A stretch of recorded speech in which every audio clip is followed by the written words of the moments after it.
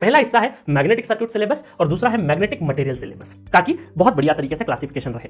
Magnetic circuit बहुत important है, छोटा है, देखो ये वाला जो पोर्शन है छोटा है, बट क्वेश्चन 60% यहां से आते हैं। क्या बोल सकते हैं हम लोग, 60% क्वेश्चन जो है ये छोटा भी है, बट 60% क्वेश्चन आपके यहां से आते हैं और 40% क्वेश्चन यहां से आते हैं, ठीक है। और ये थोड़ा सा छोटा भी है, बहुत ज्यादा इसमें चीजें नहीं है, बहुत छोटा है, और ये थोड़ा सा कंपैरेटिवली थोड़ा सा बड़ा जाएगा। तो मैग्नेटिक सर्किट में क्या पढ़ेंगे, सबसे पहले हम लोग बेसिक टर्मिनोलॉजी पढ़ेंगे, भाई फ्लक्स लिंकेज है ना, क्या होता है, लिंकेज लीकेज क्या होता है, बिल्कुल बेसिक से चलेंगे, बिल्कुल जीरो से चलेंगे। तो बेसिक टर्मिनोलॉजी क्या होती है वो देखेंगे, बेसिक लॉज जो है वो पढ़ेंगे। बेसिक लॉज में Faraday law, Lenz law, Biot-Savart law, ampere circuit law, बहुत डिटेल वर्जन, बहुत शॉर्ट में जितना हमें काम का है वो सारा बिल्कुल शॉर्ट समरी टाइप में पढ़ाऊंगा, बहुत मजेदार तरीके से पढ़ाऊंगा। तो सारा का सारा चीज देखेंगे हम लोग। उसके बाद हम लोग देखेंगे analogy of electrical circuit and magnetic circuit. तो जैसे इलेक्ट्रिकल सर्किट था वैसे हम मैग्नेटिक सर्किट की बात करेंगे, ठीक है। और उन दोनों के बीच में क्या रिलेशन होता है, क्या फॉर्मूले जनरेट होते हैं, सारे के सारे फॉर्मूले हम लोग यहाँ पे देखेंगे। रिलक्टेंस क्या होगा, एमएमएफ क्या होगा, सारा चीज देखेंगे। और उसके बाद भर भर के हम लोग क्या करेंगे, क्वेश्चंस करेंगे। तो बहुत इजी, इफेक्टिव और ज्यादा क्वेश्चन पूछने वाला टॉपिक है।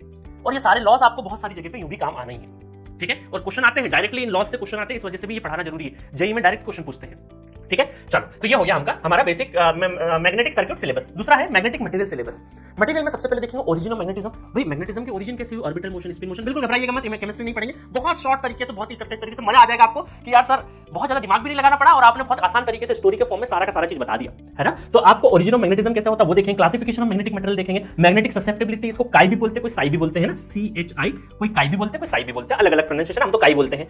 उसके बाद पढ़ेंगे types of magnetic material. Types of magnetic material कौन से होते हैं, 5 होते हैं हमारे, जैसे 5 पांडव होते थे ना महाभारत में, ऐसे ही हमारे क्या होते हैं, 5 मैग्नेटिक मटेरियल होते हैं। जैसे हम भीम, अर्जुन, युधिष्ठिर, नकुल, सहदेव होते थे ना, यहां पर भी हमारे डायमैग्नेटिक, पैरामैग्नेटिक, फेरोमैग्नेटिक, 3 बहुत बड़े, और उसके बाद नकुल, सहदेव जैसे कौन से, एंटी फेरो और फेरी मटेरियल, है ना। तो वो 5 हम लोग यहाँ पे देखेंगे बहुत बढ़िया तरीके से, और पांचों बहुत इंपॉर्टेंट है, यहाँ पे क्वेश्चन पूछे जाते हैं। फिर उनका कंपैरिजन भी देखेंगे। फिर उसके बाद देखेंगे टेंपरेचर इफेक्ट क्या होता है, टेंपरेचर इफेक्ट की जिसने रिसर्च करी उनके ऊपर क्यूरी टेंपरेचर क्या होता है, नील टेंपरेचर क्या होता है, क्यूरी वेस्ट लो क्या होता है, बिल्कुल शॉर्ट समरी, बहुत डिटेल वर्जन में जाएंगे, बहुत शॉर्ट समरी में जाएंगे। और ससेप्टिबिलिटी और टेंपरेचर के बीच में कौन सा कर्व बनेगा, वो सारा का सारा चीज देखेंगे हम। उसके बाद बहुत इंपॉर्टेंट, एक्चुअल में ये मशीन स्टार्ट हो गया है, हिस्टेरिसिस और बीएच कर्व। ये इलेक्ट्रिकल मशीन में पढ़ाते हैं, बट अब मैं यही पढ़ा दूंगा, मशीन में नहीं पढ़ाऊंगा, है ना, यहीं पे पढ़ा दूंगा बहुत बढ़िया तरीके से, क्योंकि इसी का पार्ट है। जब गेट का मशीन पढ़ाते हैं ना तो वहां पे अलग से मटेरियल सब्जेक्ट नहीं होता है, इस वजह से वो साथ में ट्रांसफार्मर के साथ पढ़ाया जाता है, बट आपको हिस्टेरिसिस या बीएच कर्व यहीं पे बहुत अच्छे से पढ़ाया जाएगा। उसका रिलेशन देखेंगे BHM का, मैग्नेटाइजेशन